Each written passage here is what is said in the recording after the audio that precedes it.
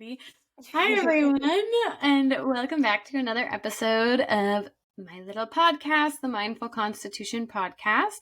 I'm so excited because I'm joined here with Dr. Chelsea Azarcon, who is a naturopathic medical doctor. She's also has a podcast of her own, and she's a published author. So quite the accomplished lassie here.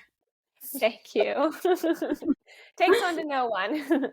Oh, thank you. Yeah, so welcome. I'm excited. We've been kind of planning this one for a while and just catching up, but busy schedule that you have. So I'm glad that you finally made it here. And yeah, before I dig into your interrogation, Yeah. how are you? I'm doing really well. I'm had a good week, and this is a good way to finish it off. So Awesome. excited to Oh, be here. yeah, I forgot to mention too that Chelsea really is trained in kind of like functional approach as well. I don't think I mentioned that. So I think that's kind of what drew us together. And when I really found you on Instagram was through that. And we did a live back in the day. But yes, she takes a very functional approach to her practice. So glad to hear your week is going well. And the first thing I wanted to dig into is just asking about your path. I know a lot of your kind of path to medicine was rooted in your own trauma and healing. And so, can you share a little more about what led you to medicine and the functional naturopathic approach specifically? Yeah, well, I always like to say I was kind of the perfect storm for chronic illness. My mom had an extremely stressful pregnancy. There was just basically their lives were falling apart when my mom was pregnant. And so, of course, you get a little bit of that affects in utero development.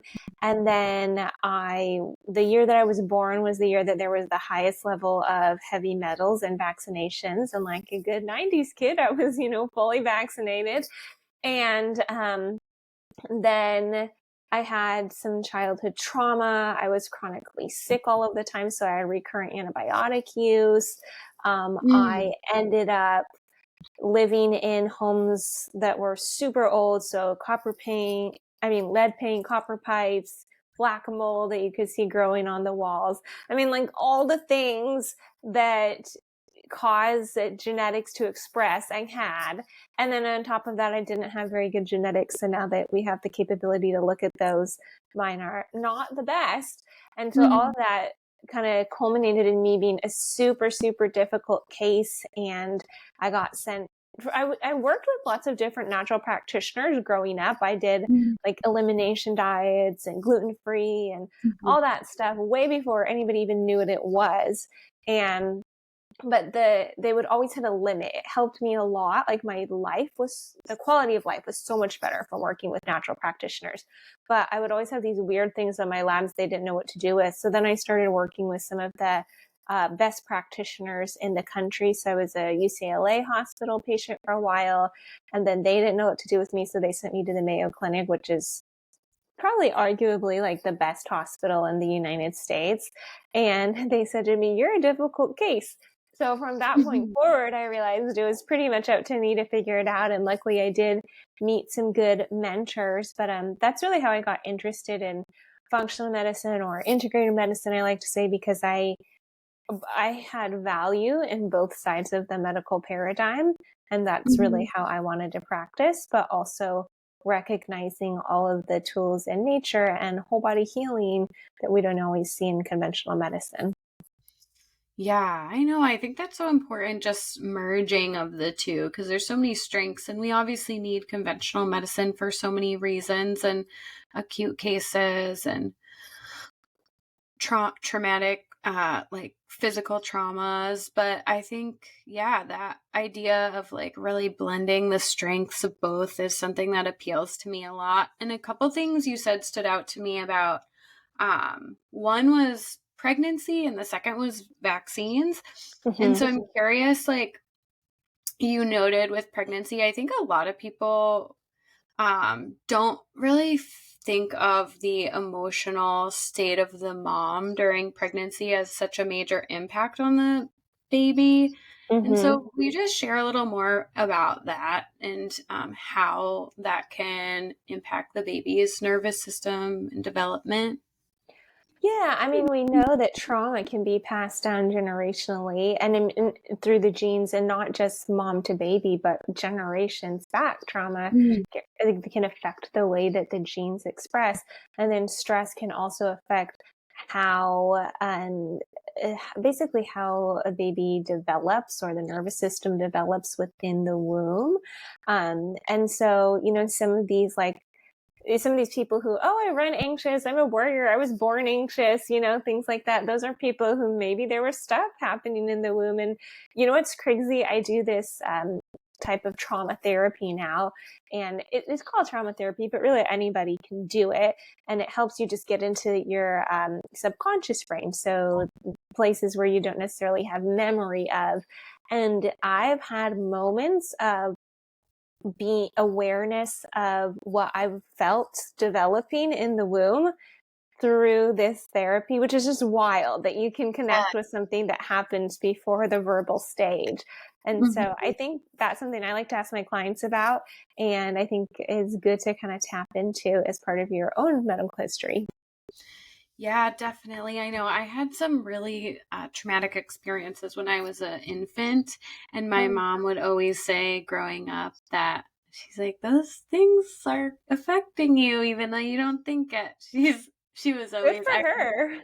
yeah, when I was a teenager, she would always say things like, "You're definitely gonna need some therapy, like whether you think you are or not." Like she was all about, the body keeps the score, like in the day back in the day and all Yeah. that stuff. So she's very natural minded lady and holistic health. And so she always thought that had that mentality that even when we're babies and in the womb, that things will still impact us really greatly throughout Yeah. our lives. And so the second thing I wanted to ask about is you mentioned like the heavy metals in vaccines. And so how Mhm. have those changed over the years? And like, would you say that there's still some that you feel like have high levels, or what's your take on how they've evolved since that time period? Yeah, well, I know that they've tried to reduce the amount of vaccines that have thimerosal, which is mercury, as an adjuvant. There's a couple that still have them. I know flu vaccine is one, and then there are some of the childhood vaccinations. I don't remember which one off the top of my head, but that do have the thimerosal. Hmm. Um, I think, and I'm not an expert on this particular piece, but I do think that the adjuvants have increased over time. And, now we're not just concerned about metals or thimerosal. I mean, there's aluminum salts that Hmm. go into a lot of them. There's other types of preservatives. There's formaldehyde. And I think the concern there is children are getting so much more than they used to, and some are arguably not even necessary. And so there's just a lot of exposure. And we give that to such young little people who Right. don't necessarily have great detoxification capacity. So, Mhm. Exactly. I was researching actually, and I forget what country in Europe it was, but they don't do like any vaccines at all until at least 6 months because they feel that and obviously they're not as influenced by the pharmaceutical companies, mhm. but the reasoning was because of they feel like the antibodies in the breast milk is the best thing for the immune system in that first like 6 months anyways. And so Mhm. what do you think about that? Do you think that's like a fair assessment?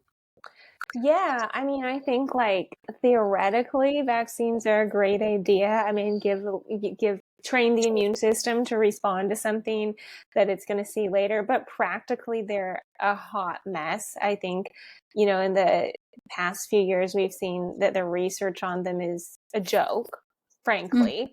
Um, they are exempt from all kinds of things that other drugs are held to a standard of to ensure their safety. The companies that produce them have tons of fraud lawsuits against them. They're huge money makers, so there's all these other complexities to them. And I think the other thing, to think about too is what is the way of life that this is encouraging us toward? Because, if you're going to stay at home and eat well and sleep as well as you can and give your baby breast milk if you can, or, so not every woman can, but there's other things you can do to support the immune system if you can't, then some of it's just kind of protecting the baby from these kind of wild infections while their immune system is still developing. But we want to be taking the baby to the grocery store at 1 week old or whatnot. And I'm not saying that in a judgmental way for anybody who is single parenting or, has to take the baby out or whatever. But I also think we, as a culture, struggle to want to slow down at times of life that naturally call for a pause. And I think following the more natural rhythm of life at that phase of development and in maternal recovery probably would place a layer of protection on the immune system that we just look to vaccines to provide. Yeah, that makes so much sense. And I've never thought of it that way as well. Just, those early life ones where it's just maybe the natural rhythm of life would be to kind of nest a little bit and let your baby be exposed to you first and then slowly introduce them. But yeah, our society is a little different in a lot of those ways. And I'm curious too, because you're in California. And so this is a thing that I think is really kind of something all parents should care about is exemptions state by state, religious, personal, and medical. And so what I would highlight here is that there is certain states that no longer allow anything other than a medical exemption, California being one of them. And whether you decide to vaccinate your child or not, I think this is concerning because there is, a shit ton of vaccines that are required by the time a baby, I think it's around 70 by the time they're 18, but a lot in the first couple years of life. And so if you want to delay vaccines, if you want to spread them out at all, essentially, if you're not doing them in direct accordance with the CDC recommendation, which is based in efficiency and profit, then you're considered needing an exemption. In any state, you would need a personal exemption or a religious exemption or a medical exemption, even just to say I don't want to get every single one of these 70 vaccines, or I want to space out 6 into 2 trips instead of 1 trip. So how do people handle that in California? Because I know that it's medical exemptions only. And so what if parents don't want to do 8 at one time when they're 3 months old or whatnot? They move. This is kind of simplified answer, but so it's almost you're right. So we don't really, California does not accept any type of exemption except medical. And although there is an attorney that works in California who does a lot of training, her name's Peggy Hall, about how to claim religious exemption. I know there's some applicability here for that as far as jobs go. I don't know how well that really shakes out in the school system. But some parents will, I think there's a move towards homeschool, which is not necessarily the kids always at home doing school at home, but a lot of parents will come together and form homeschool schools. So the kids go to classes with different parents during the day. And, some of them are credentialed teachers and whatnot. And a private school is a way that people get around it. And then, I was working with the client last week who her parents are planning on sending her to kindergarten, and she has a history of some vaccine injury, and it's pretty much impossible to get a medical exemption, even with a history of vaccine injury. If you have vaccine injury, doctors don't write it down. It's not really recognized. You're limited in the amount of medical vaccinations you can give a year. Personally, under my license, I can't even write a medical exemption. If you write too many, you get your license investigated. It's really, really hard to get a medical exemption. So there's doctors like myself who try to give parents guidance on spacing vaccines as much as is allowed. Where their hangups would be like what's required for school is really when the delayed schedules um, become more challenging. And then also working on things to help support detoxification and body protection from the Mhm. adjuvants that could create issues in the vaccines. Yeah, just minimizing like the toxin exposure and or the effects of what it could be, kind of like Hmm. building resiliency against that. And then, yeah, like you said, yeah, I've heard of community co ops with homeschooling and stuff like that as well. But yeah, really interesting. I know it's such like a hot button issue, but I feel like it really should be talked about more because I think a lot of people just think like, oh, I just am supposed to get all these. And when you really start looking at it, it's so many. And they're really working hard in Massachusetts to take away all exemptions except medical. And to me, I think like this should be concerning to any parent because once those are removed, you never have a say and they can add as many as they want to the schedule. And that is happening. It happened when the liability got removed in like the 90s or 80s, that the schedule just, continued to grow and grow. So there is like a monetary influence there that I Yeah. don't think we should just hand our power away so quickly in terms of the availability of exemptions. I think more people should really be fighting for that, even if you want to get your kid 90% of the vaccines or whatnot. Yeah, well, I think the conversation around it is really interesting because there's a lot of big emotions that are really introduced into it. That's something I always pay attention to. Like when I'm assessing the legitimacy of somebody's claim, are they bringing up a logical argument that's different than mine for me to consider, or are they just using really big emotions? And I feel like with the vaccine conversation, if you even want to think about looking into a different opinion, you're anti-vax and you're putting other children in danger. There's a And spectrum there. there's a lot of fear that's introduced and a lot of, we're going to slap a label on you immediately. And I think, well, why can't we have a conversation about it? Why can't we ask questions? And, a lot of these vaccinations aren't even designed to prevent transmission. They just protect the kids from the symptoms of if they get it. And yet we're not even allowed to have that conversation because there's That all they don't, these yeah, that they don't prevent. labels. Yeah. Yeah. Yeah, absolutely. It's really sad to see that people can't have like those types of conversations around it because I think in the midst of this, like there's a lot of money being made off of it and yeah, it's sad that it can't be, but I think people are realizing maybe that it has been like kind of a manipulated subject matter that maybe we could have more calm dialogue around and that we really Mhm. should be because we really don't want like cross regulate like things regulated by the same people that are profiting off it, and we should all be concerned about that. But yeah, such Yeah. an interesting topic. I appreciate you sharing. I Thank you.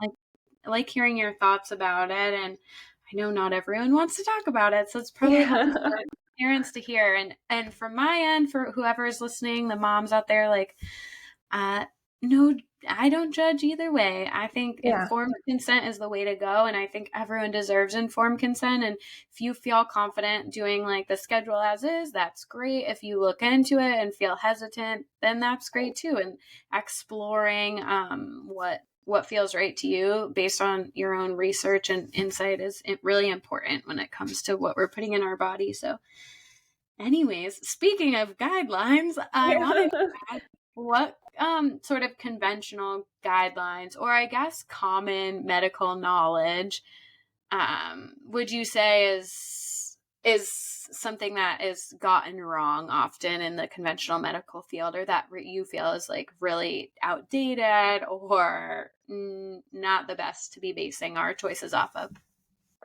Well, I think there are so many things. And I think if I conceptualize it a little bit, what's really, I think what's behind every guideline that I could name that I think is wrong, and I will name a few in a sec, but um, it comes from this paradigm of the medical model. One, to be focused on sick care and not at all focused on well care. And I think that really influences tons of guidelines in a negative direction. And then I think also this focus on the expert over the individual and not really creating space to listen to individual preferences, to evaluate people as individual human beings that might not necessarily look like a textbook. And so I think there's a lot of guidelines that are not doing people, I guess, the best that they could be because of those attitudes. So maybe an example would be birth control, throwing that at everyone for every symptom and not recognizing, I mean, it's not just that they throw birth control at everything. It's not recognizing that hormonal fluctuations are impacting symptoms for women. It's like you're in menopause or you're not. It's normal to be miserable from your hormones all the time. Take a pill if you want. I think caloric restriction and low-fat diets to lose weight, which thankfully are decreasing in popularity. That's another guideline that I think is really wrong. Throwing statins at everyone. So many people, we reverse their cholesterol levels through diet and lifestyle and herbs, and yet doctors are so quick to throw people on a statin. So things like that. Mm-hmm. Yeah, the theme is kind of addressing symptoms too without looking at root causes, like with hormones or with statins. So yeah, that definitely, and yeah, diet culture is on the downward slide. Yes. But the birth control for everything is scary too, because isn't birth control like a class some level of carcinogen? I thought it was. Ooh, I have not looked into that in a long time. I feel like I was reading something. Okay, I'm just might be so every day birth control has a new complaint against it. So there's probably some validity to that. So, I mean, birth control does increase your risk of certain types of cancers. So it can increase your risk of breast cancer. It can increase your risk of uterine cancer. So from that perspective, yes, as far as the other ingredients that are used in it, whether those are intrinsically carcinogenic, that's, I don't know. Right. It's correlated to an increase in different types of cancer, a few different types. Yeah, I know. One of my guidelines that I think is bad is obviously related to alcohol when it was very, popularized, like moderation. Now it seems like that's starting to shift more where people are like the medical field and guidelines are more so leaning towards, no amount is good. So if you're going to drink, informed consent. Yeah. That's what we need. Like, do what you want to do. Just tell us the truth about what we're doing. Yeah. So, I wanted to ask you, just looking at this holistic approach, I'm sure that you see common threads of things that like people are often missing. So what do you feel like are some of the most like missing links in people's healing journeys that maybe get missed in the conventional medical system, or even just the average person working holistically on their health and there's something missing? What is that usually that you see? Yeah, there's a couple things. One, I think a huge one is the spiritual emotional side of healing, and just recognize that healing happens from the inside out. If you're coming to see me for anxiety, or even IBS, maybe something even less emotional. Yeah, of course, we're going to work on all the physiology behind that. But those always have emotional influences and oftentimes roots as well. And so I think healing kind of as a whole person. I think consistency is another one. I still see that mindset a lot, that like quick fix, whether it's raw milk or essential oils or beef liver, like even in the natural community, people still want to have this idea that this one thing is going to work for everybody. And it's really more kind of about evaluating your life, finding what works, what doesn't, and being consistent with that over finding the one thing that's going to fix whatever you have going on. So I think those are some big things that are missing. And then maybe the other thing I would say is trying to do it on your own. I think the amount of information out there is completely overwhelming. And I think it's really important to have people that people who actually know how to navigate all of that guiding Mhm. you through your healing journey. Definitely. I feel like the emotional piece is so overlooked, and even just like being able to slow down and integrate rest and operate at a pace of life that's conducive to healing. I remember when I was just living a completely different lifestyle. I was Mhm. drinking, binge drinking all the time. I was working in the hospitality industry. And I just constantly told myself that I like didn't have any option, that there was no choice. I had Mm. to work this much. I had to, and it's so hard to break out of that programming around just feeling like you can't stop going, I think. Mhm. And that I think that really hinders people more than they realize. And even working regularly, as a health coach outside of just my business, as just a regular health coach working with people in behavior change, it's like so many people are looking to like check things off of the Mhm. list. And I feel like that is such a brutal mentality to try to go into healing, because it's like you got to just leave the list and be like, I'm just really shifting my lifestyle and energy, and that's going to be the root of this being sustainable. But Mhm. I do think part of it is like diet culture too, and kind of just always being saturated with information like, okay, I need these rules, this is what I do to be healthy, instead of more of this overhaul of our life holistically that's going to really take a lot of time. It's a tough Mhm. sell when you try to explain it, because it it sounds so arduous, which it is, but it's also so fulfilling. Yeah. And you really get to the point where you're feeling your best that you could possibly feel, as opposed to this'll do.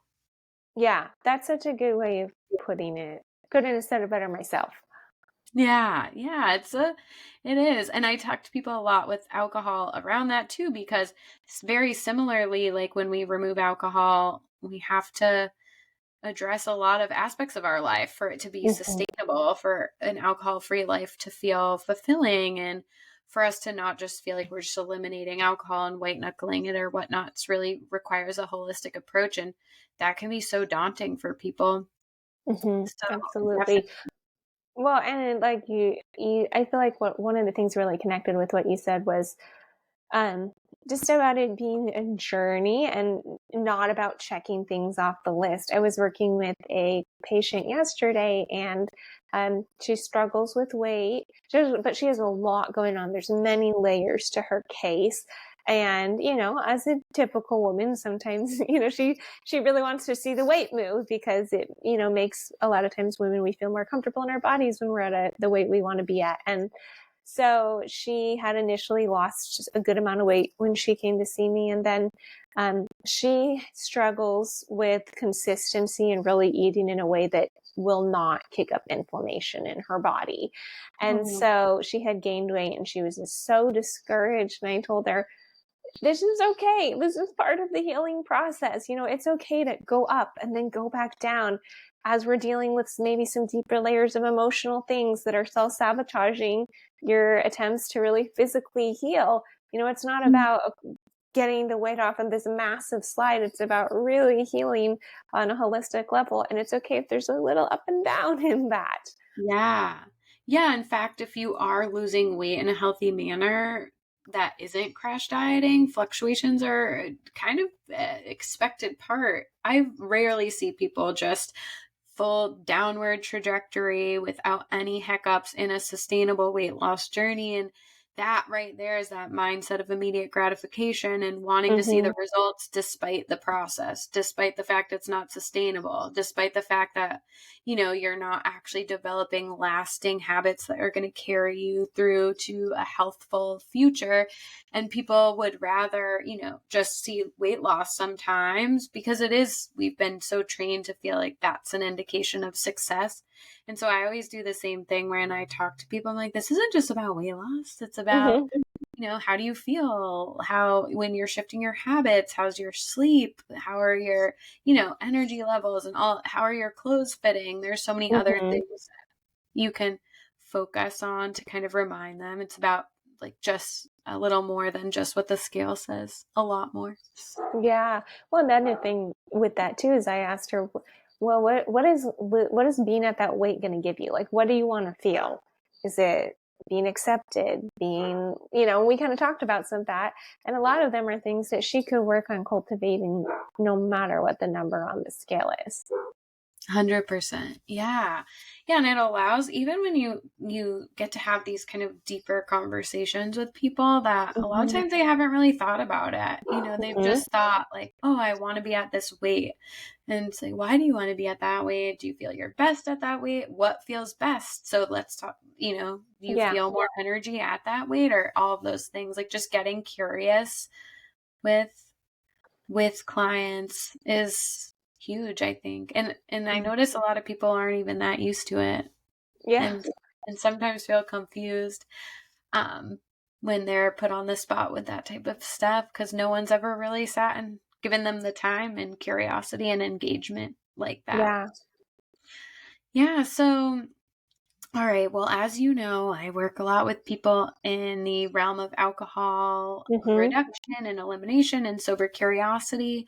So I'd love to hear your thoughts on, as a medical professional, on our programming as a society around alcohol and how you think it limits us in mind, body, and spirit.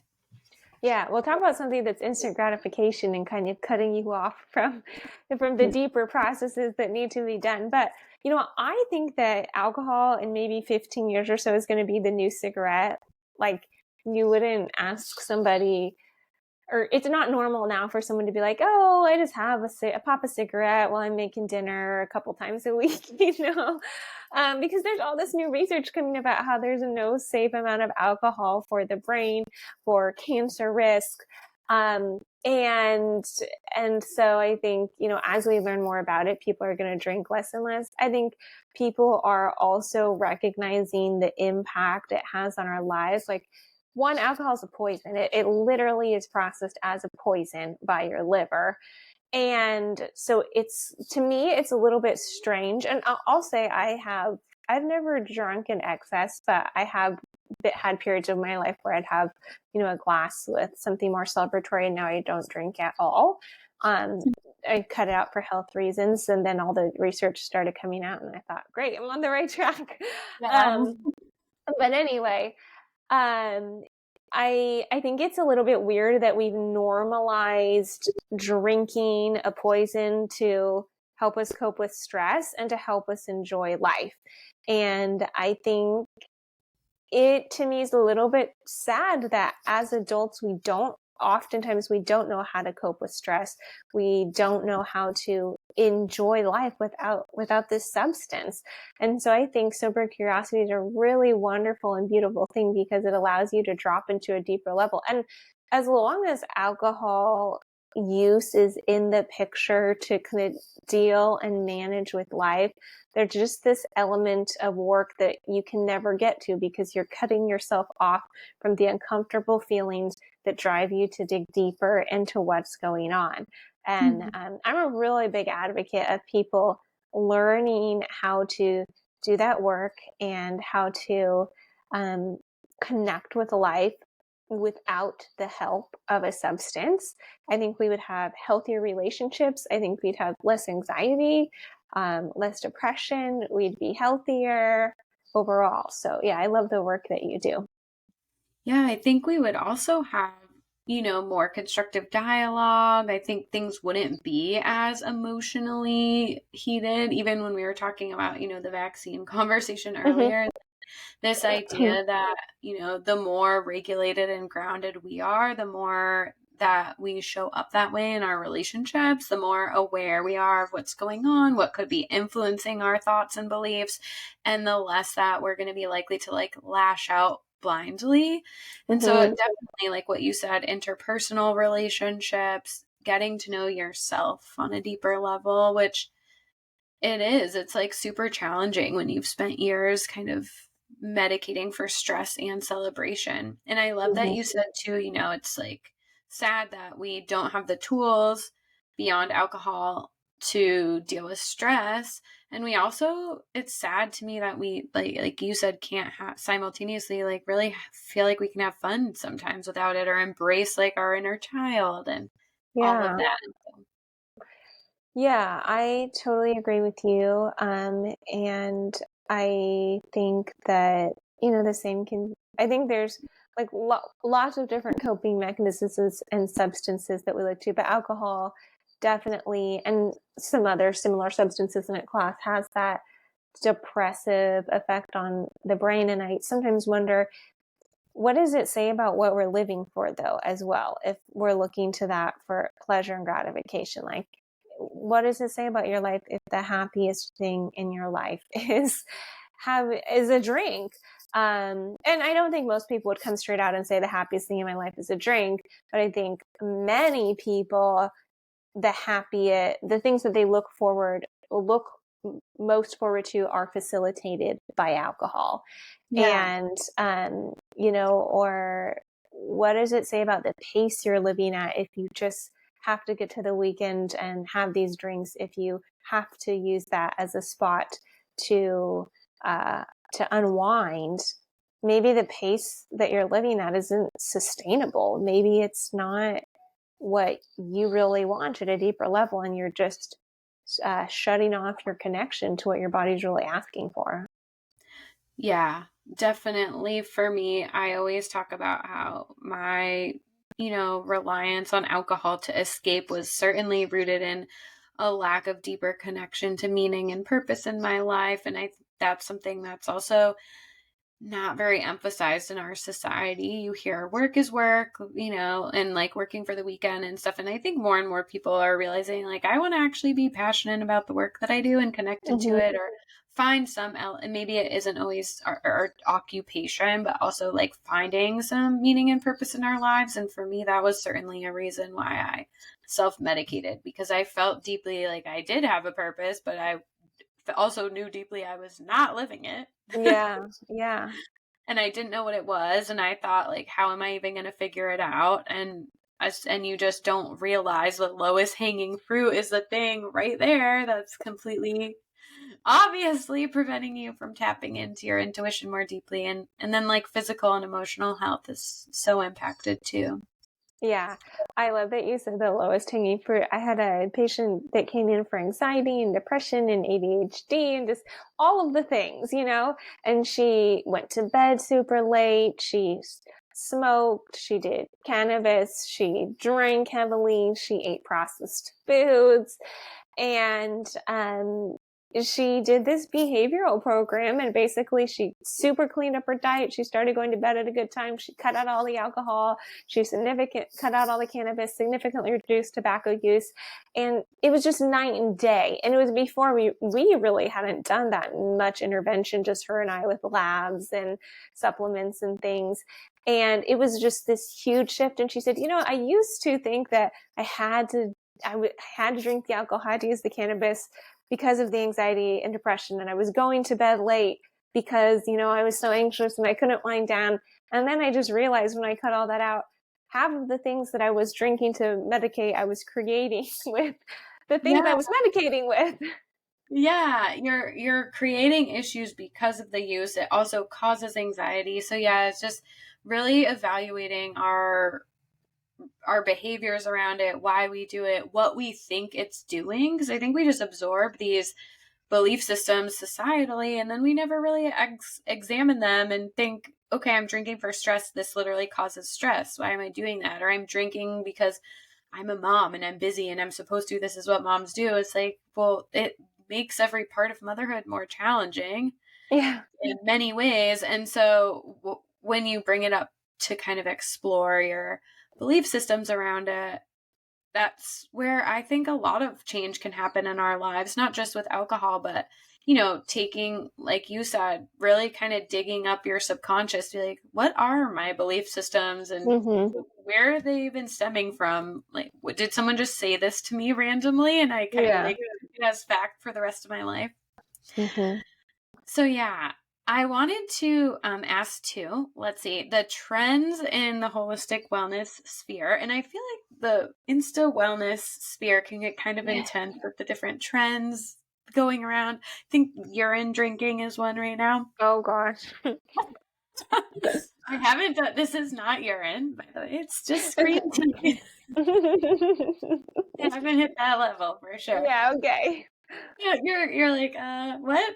Please Yeah. tell me I you're actually have heard Hispanic. about that, but I didn't know it was a trend. I thought people were just, yeah. No, no, I don't think it's super big, but the fringy things that Mhm, are mhm. going on here and there. So, when you think of some of the trends that you see often, what are some that you think are actually worth the hype? What are some that you think we need to let go of? Yeah, I feel like this could almost be like rapid fire. This, yes or no, this, yes or no, because there's so Yeah. many. But okay, ones that are worth it, I would say eating organic. Yeah. And I feel like that makes such a huge difference because if you eat eggs and bacon for breakfast and you're eating that organic, it is absolutely 100% a different meal than eggs and bacon that's not organic or, whatever the food Yeah. is. And I understand the arguments people make against organic. There's still pesticides in organic. There's still spray over. True. But in studies that look at people who switched from non-organic to organic, within a matter of days, they were secreting less pesticides in their urine. So it's just amazing. And I think people, once you get on it, it tastes better. You feel better. So I think that one, it's definitely worth it. I think clean water, because I'm really big on the foundations. I think you can do all this fancy stuff, but if you don't have the foundations down, then you're not going to get very far. So I think um, good filtered water, even investing money in that is worth it. Which one do you recommend? I like the Berkey for, they have countertop models, and then AquaTrue is a good one too. Okay. And that, Yeah. that was going to be my next investment was AquaTrue because Berkey's undergoing some stuff lately. Yeah, that's true. There's some questions around Berkey. It's historically been a good one, but yeah, Yeah, I know that's there. what I have. But Yeah, but I have one too, and I like it, but I have an older model. So, yeah. yeah, clean water. I don't think this is very trendy, but it should be. Is getting good sleep. Yeah. Like going It's to bed at a good time. And sauna is one that I like. fun. Although, but that's not necessarily accessible to everybody. But I do think getting a good quality sauna, that's one of the top three things that I like, top three health investments. I would put sauna in that. I think not over exercising. I think eating enough, listening to your body, whether that be cycle syncing or Mhm. just having better boundaries. I think therapy. Yeah. I think those are some trends that I think are definitely worth jumping on the bandwagon with. What, what about red light? Do you like red light? I do. I think the thing with red light is a lot of the red lights that you can get kind of commercially are they're not really deep enough to get the penetration isn't deep enough to do anything Mhm. beyond skin. So I think red light's one that I wouldn't just go buy one online, but if you get a Mhm. good quality one, it can really be worth it. And then beyond that, it is just best for like skin health, right? Yeah, but Superficially. if you get a red light that penetrates very deeply, I mean, it can help with Parkinson's, post-concussion, migraines, IBS, joint Yeah. pain, all the things. Yeah, I have a higher dose mask and I really like it. I did get it for skin, but I also really like wearing it when I meditate. I feel like it really Mm, helps just make my meditation yeah. bumps it up a notch. I'm glad That's you said that because you know what I feel about is EMF reduction. That is a trend that I think is 100% worth jumping on. yeah. It's so funny because I've really in the past 2 years tried to clean up my EMF exposure a lot. I'm very diligent about blue blocks, and I have like EMF blocking beanies and special crystals and all kinds of stuff. And come sun going down every night, if I don't get my stuff on immediately, I just feel not settled. Like I don't, and it's not mental. It's just this, like, my body can't relax until I get all my EMF protection on. And I know there's some gimmicky things out there, but I would say overall EMF reduction is really worth it. Yeah, yeah, that's a good one too. What about, okay, I could go on and on. What Mhm. about the spoon mats or the little acupressure mats, you know? Those I It's don't know like as much different about. I don't think they would sauna hurt mats you. or something. Oh, prana mats. Yeah, I think those are pretty good. Hmm. Yeah. And then, yeah, and a lot of these things too, they have like grounding things, and you Hmm. can get a lot of this just in nature as well. Yes, that's true. You don't have to buy like tons of fancy things. Yeah. But it is okay. I'll see. I might have a couple more before.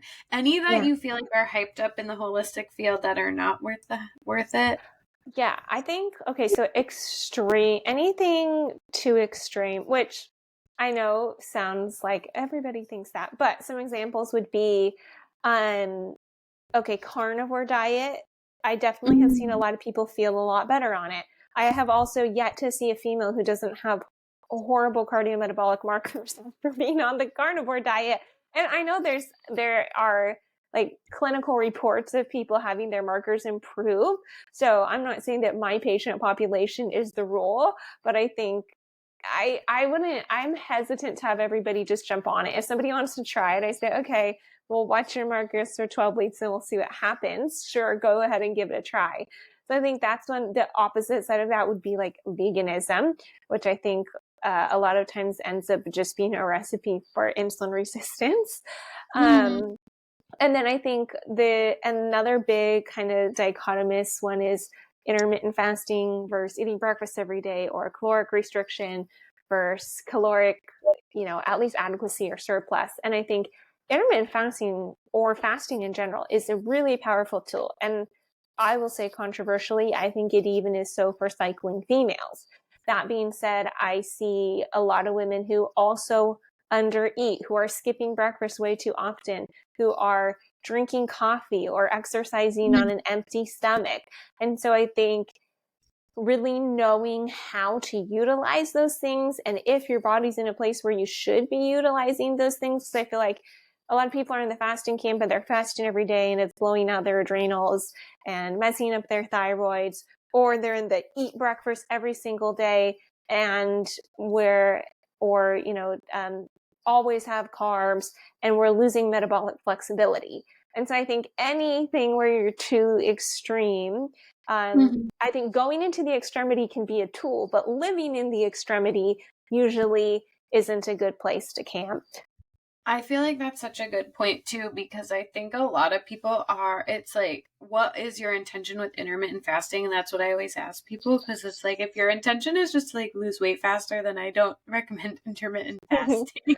Yeah. Like, you need to, that shouldn't be like the intention. I think the intention of why you're doing something is so important, because if you're doing it and you're kind of like really into your health and you're very reflective on the choices you're making and really diligent about just Mm-hmm. trying something new out, and maybe you're someone who's very in tune with all the choices you're making, then yeah, try intermittent fasting and do it. But if you're someone who's just trying to lose weight, or you're like somebody who struggled with eating disorders, or stuff like in the past or whatnot, it is, because I have people ask me all the time about intermittent fasting, but you know that most, especially when it comes to just like general habit change and Mm-hmm. weight loss, it's a tool for restriction, not health Yeah. promotion.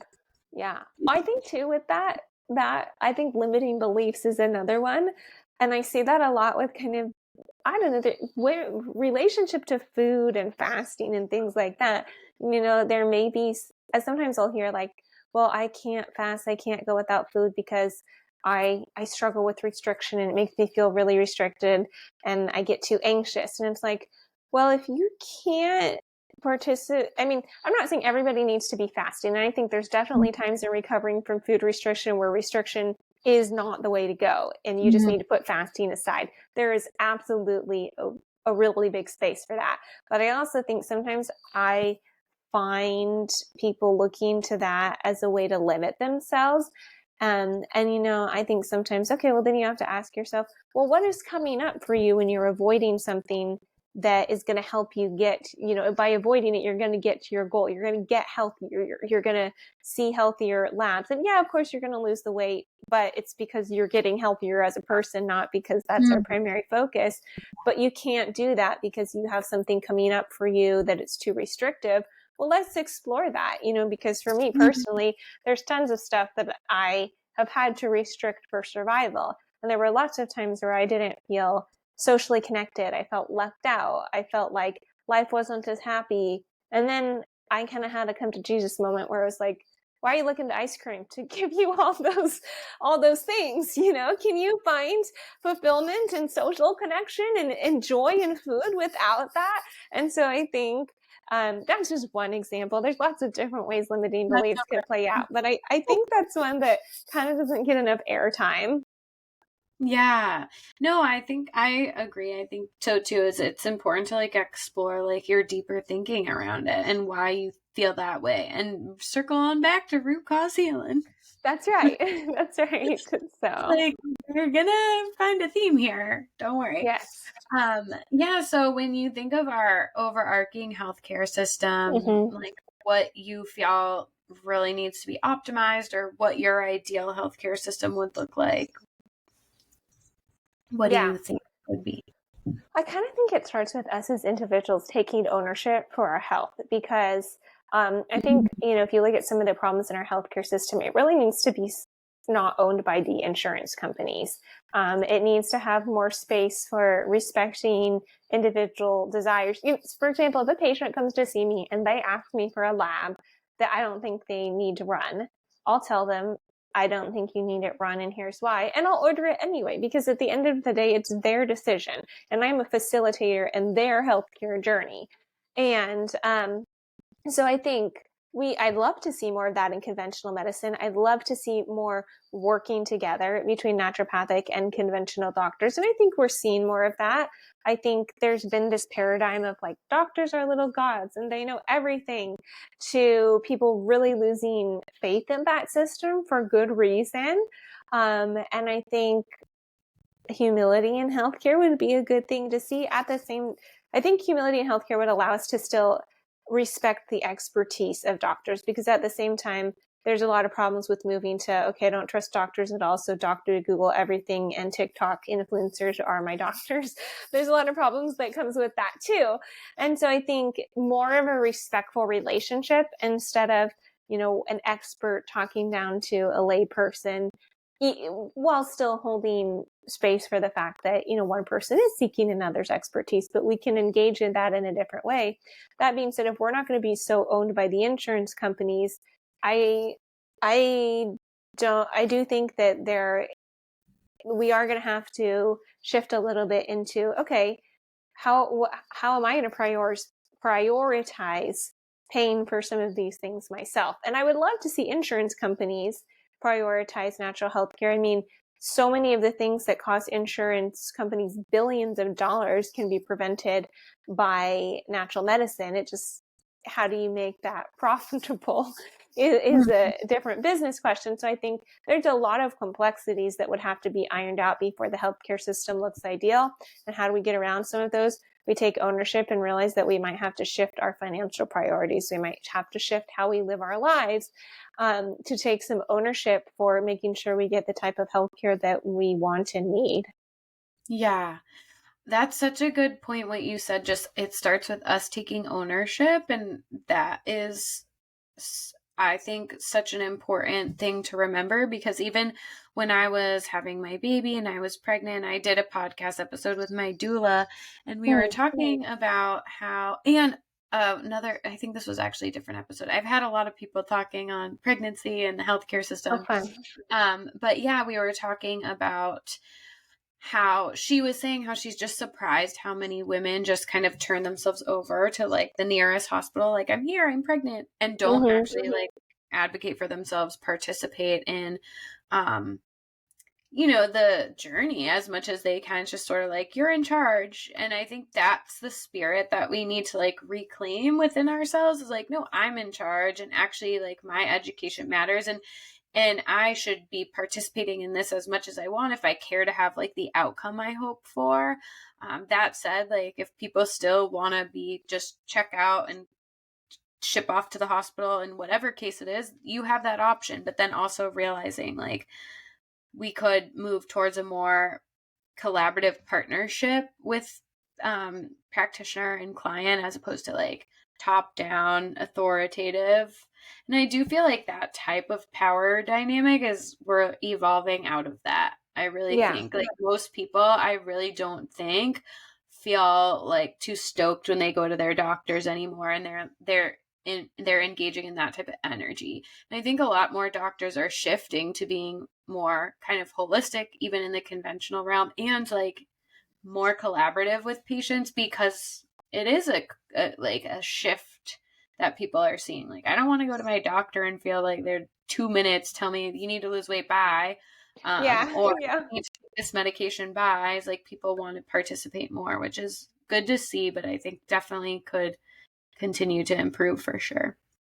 Yeah, I think part of that dynamic is that we're disconnected with our bodies. Why do we go and just check ourselves into hospital when we're pregnant? Because it's scary and we want to feel like there's somebody who's got this and who has all the answers.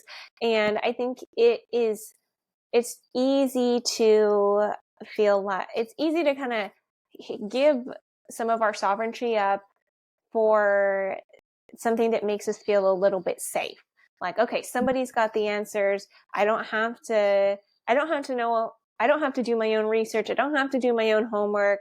Um, there's a formula, there's an algorithm, they're going to follow it. I'm going to be okay.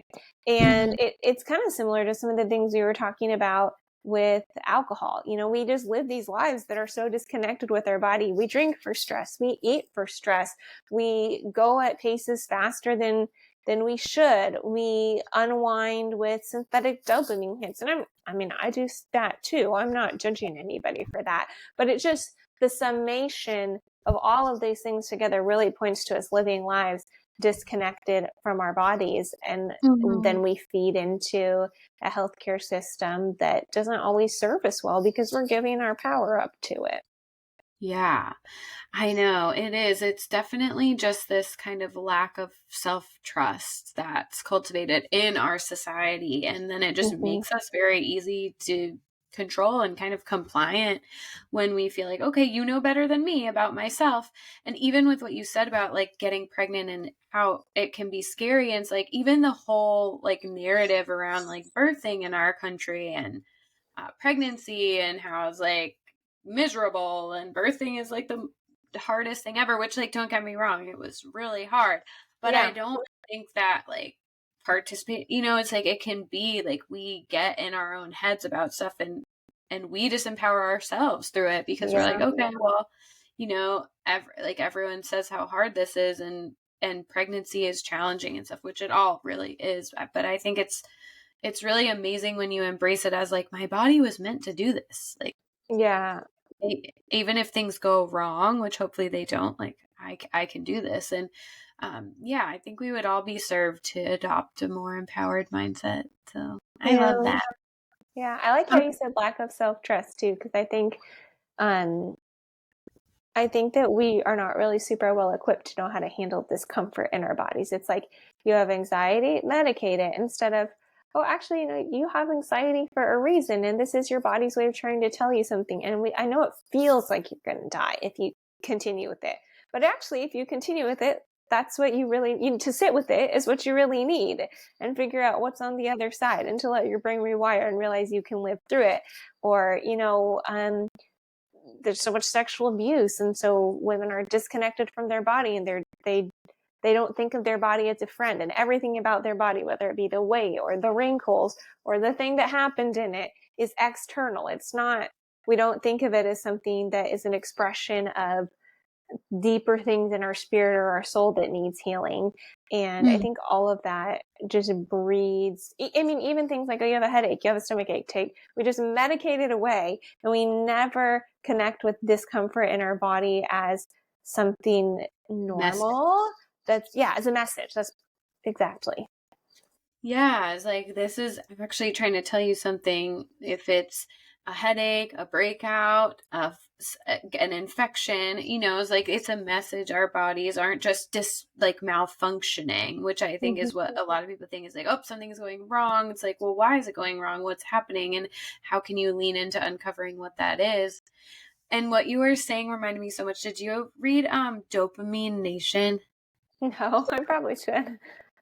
Because she is a psychiatrist, the author, and she, has a lot of different like patient case studies, etc. And she talks about how, she's like, I prescribe medication, don't get me wrong, but she's like, our inability to sit with discomfort as a culture is stifling, hindering us completely from growing to our fullest potential. Because like Brene Brown says, you can't numb the dark without numbing the light. And also like the dark, I feel like, is where we really grow, is where we learn about ourselves, and is where we appreciate the light. And it's where we can really dig in, and kind of, it often is what catalyzes the inner work, whether it's trauma or, addiction, or, those are probably the two biggest ones right there. But, it's like, so I could go on and on about that, but I do think that, discomfort is a powerful tool that we don't always need to escape. And in fact, if we lean in, we can kind of create the best version of our lives. Yeah, I agree.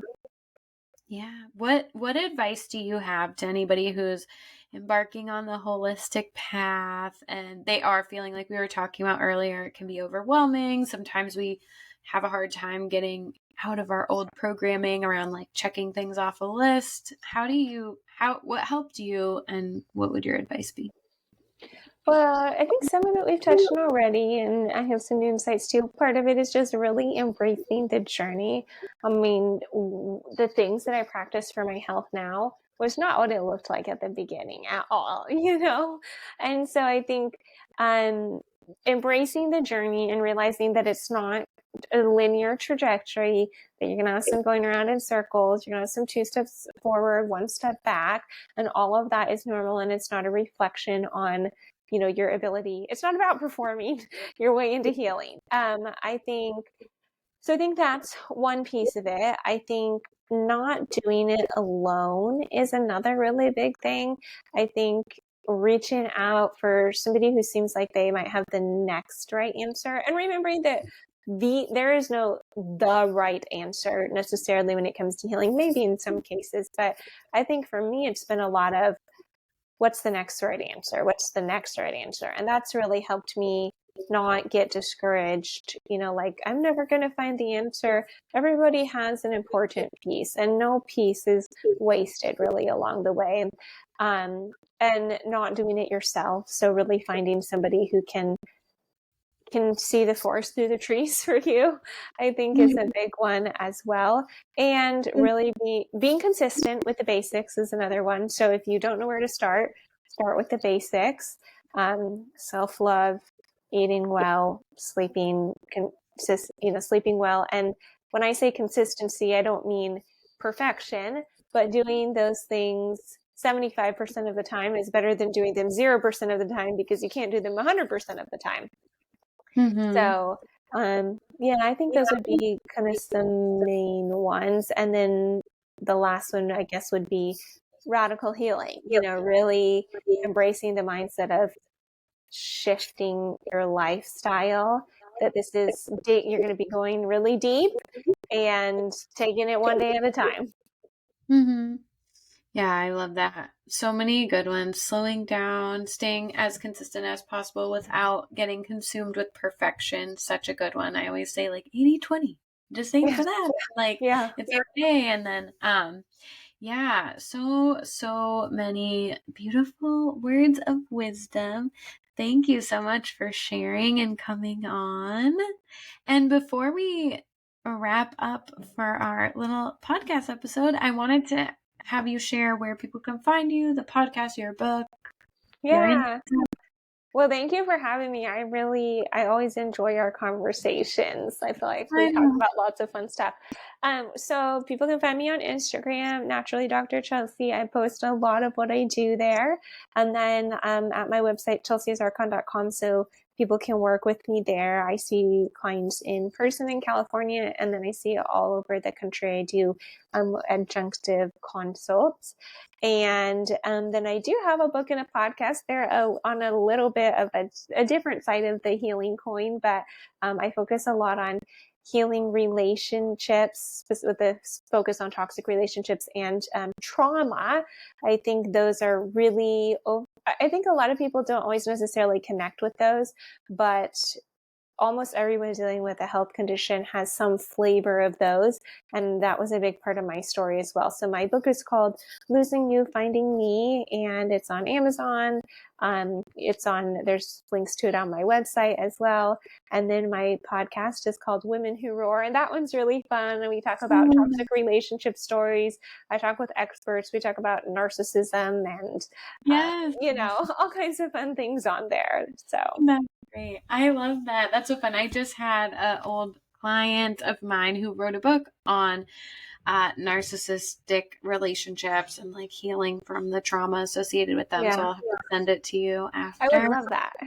That Finding Your Power Through Trauma, a 9-step guide to healing from narcissistic abuse or something like that. It was really good. She did a wonderful job writing it. You would definitely love it. So yeah, I'll have to send it over. But yes, trauma. I feel like we didn't even really get there. We'll have to do another episode. But anyways, thanks for tuning in, everyone. Thanks, Any Katie. last words? Thank Thank you. you. Bye, Dr. Chelsea, and bye, Bye. everyone.